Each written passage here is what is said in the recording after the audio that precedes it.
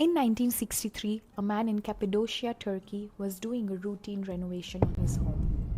He knocked down a wall in the basement and found a tunnel. He followed it, and then another, and then another. He didn't just find a hidden room, he stumbled into an 18-story underground city that once housed 20,000 people. This was Derinkuyu. No sunlight, no sky, just solid volcanic rock.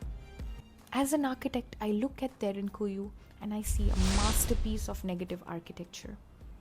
But as a human, I wonder, what was it like to actually live up there? Imagine the sensory experience.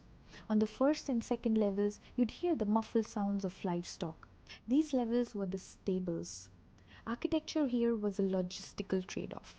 You kept the animals near the surface because they needed more air and were the hardest to transport.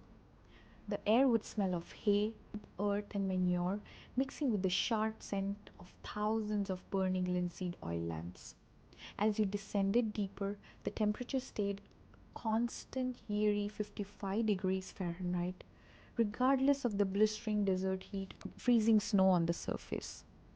You'd pass the communal kitchen where the soot from the cooking fires was funneled into ingenious hidden flues that dissipated the smoke so perfectly that no one on the surface would even see a wisp of it. You'd hear the echo of the children in the cruciform school on the fifth level, their voices bouncing off the soft volcanic tuff. Life here wasn't a quiet hiding spot. It was bustling, cramped, and highly organized society. They had wineries with trading vats, monasteries, and even burial chambers. But why go this deep? The story of Derinkuyu is a story of architecture of terror. These people were likely early Christians fleeing persecution. Every design choice was made to solve a psychological problem. How do we live in a state of permanent refuge without losing our minds?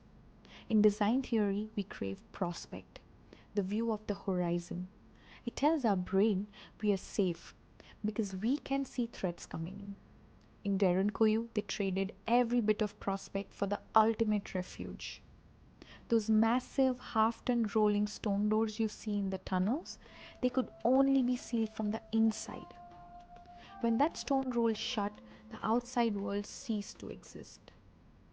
From a neuroscience perspective, this is fascinating. Living without the sun shatters our circadian rhythm. Without the 24-hour cycle of light, our brain's internal clock goes haywire, usually leading to massive spikes in cortisol, the stress hormone. To survive, the inhabitants of Derinkuyu relied on social buffering.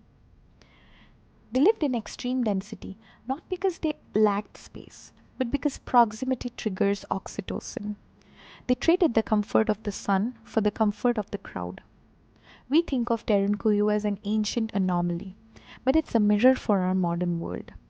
We spend 90% of our lives indoors, often in windowless offices detached from the natural world. We are becoming a subterranean species again, just with better lighting and faster Wi Fi.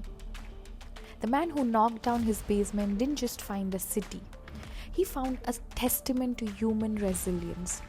It reminds us that architecture isn't just about the buildings we see on the skyline. It's about the spaces that protect our sanity when the world above feels unsafe. I am an architect and this is the Space Theory Studio. Let's rethink the spaces you are living in.